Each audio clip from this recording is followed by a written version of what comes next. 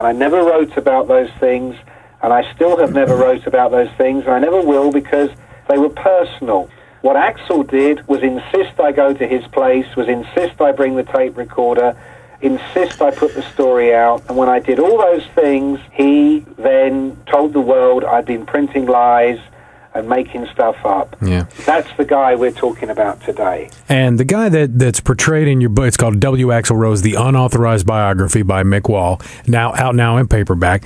The question is, can we think at this point that maybe Axl has got it together and knows what he's doing and come to his senses, or is he still the same guy? I think he's still the same guy, and I think this is the tragedy of Axl Rose, because whatever went down between us, I didn't write the book as any kind of payback. I wrote the book over 15 years after that stuff happened. I wrote the book because I'm a storyteller, and it seemed to me that this was an amazing story that nobody had told properly before.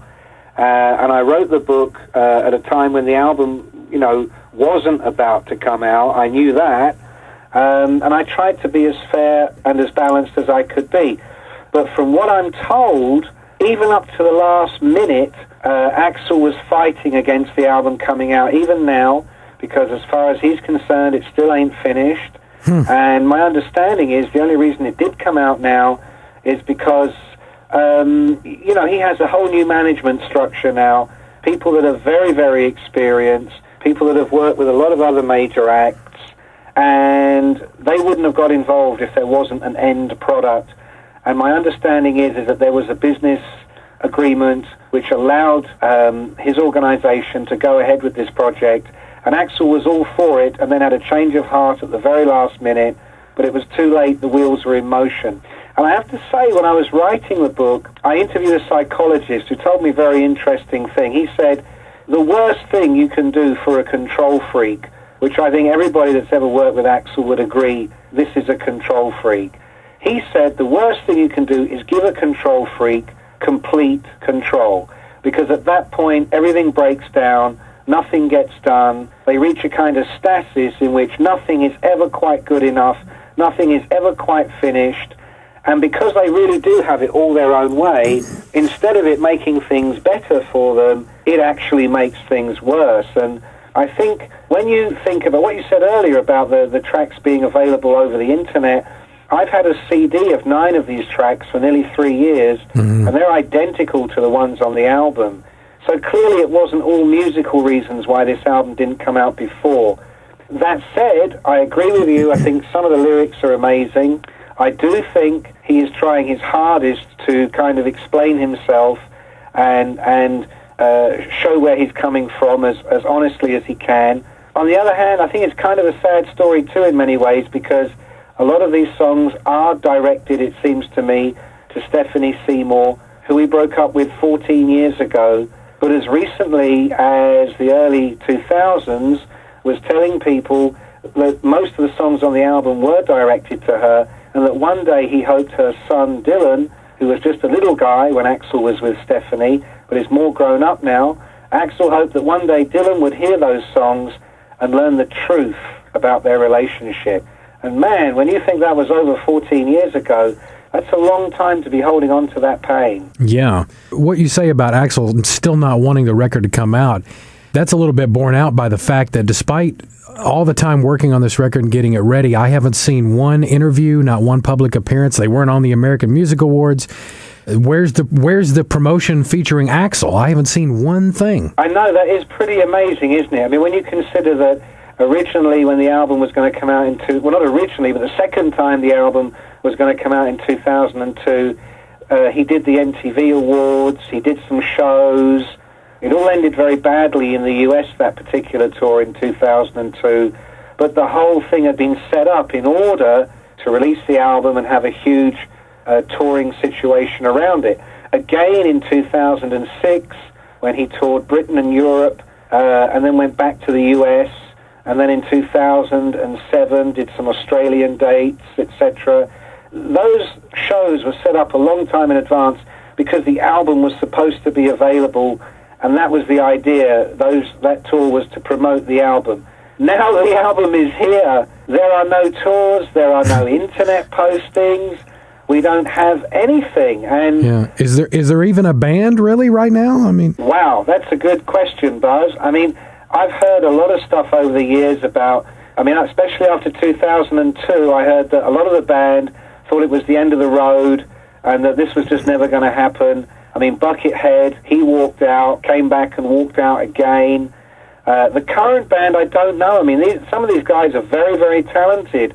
Tommy Stinson is a great talent. So are some of the other guys.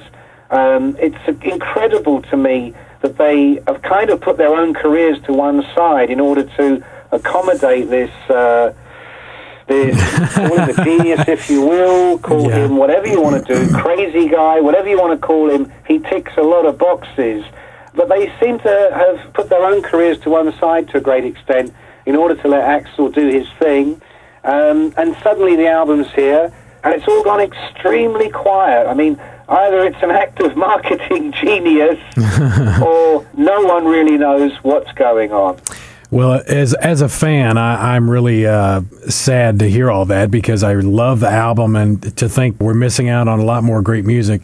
At this point, do you think Axl will ever want to put the old band back together? I know the people behind the scenes, their great hope is that having got Chinese Democracy out of his system, because he had to get that album out sooner or later just to save face, really, having talked about it all these years. Having got that out of the way, the great hope is that the original guys will get back together. But I have to tell you, Buzz, you know, the other guys have grown up, got families. In the case of Duff, Slash, and Matt Sorum, you've got guys that went ahead and formed another band who've been tremendously successful. I spoke to Slash just the other night on the phone, and he told me Velvet Revolver is far from over. They're going to get another singer, and they're going to carry on. And it seems, you know, these guys have it together. And I can tell you categorically, behind the scenes, there have been discussions over the past couple of years about putting the original lineup back together, even if it was just on a temporary basis, even if it was a little bit like Led Zeppelin at the O2, something like that, Led Zeppelin in London last December.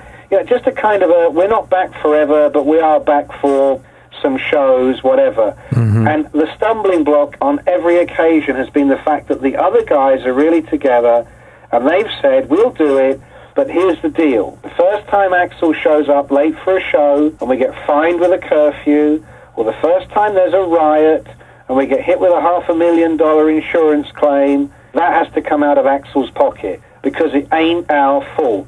The first time he causes things to explode, he has to take the responsibility. And because of that, it ain't happened. Wow. It's a great rock and roll story, isn't it? It's turning into one of the best rock and roll stories of all time. But can I say, Buzz, one last thing, having kind of read the Riot Act here about Axl, let me tell you something from the heart. And this comes from a guy that, you know, has been publicly humiliated by Axl. I think he's a great talent. I think he's an intelligent guy, a sensitive guy. I think people don't realize quite how vulnerable and insecure he really is. I remember the guy that used to walk around LA without bodyguards, a regular guy and a nice guy. And I know he's trying to do his best with his music. And I know he's given it everything he's got. And you can hear that on the album. But he's a lonely guy too, almost a recluse. And I would just love someone to be able to put their arm around his shoulders and say, you know what, we all make mistakes. It doesn't always have to be you against the world. Take a breath, take it easy, hold your hands up, admit that maybe you weren't always 100% right, that maybe you could give a little, cut other people a little bit of slack, because it ain't a perfect world and it never will be. We all have to do that sometimes. And let's just move on. And, you know, whenever I think of Axl, I never think of him smiling, I never think of him laughing. That's a shame. Uh-huh. Well, he came from a pretty hard-scrabble background back there in Indiana, and I don't know if you have time to get into that, but I know he was when he finally came to L.A., he was basically on the run, right? He was. He was a runaway, essentially. He grew up with a stepfather who was extraordinarily strict, a religious fundamentalist who beat him,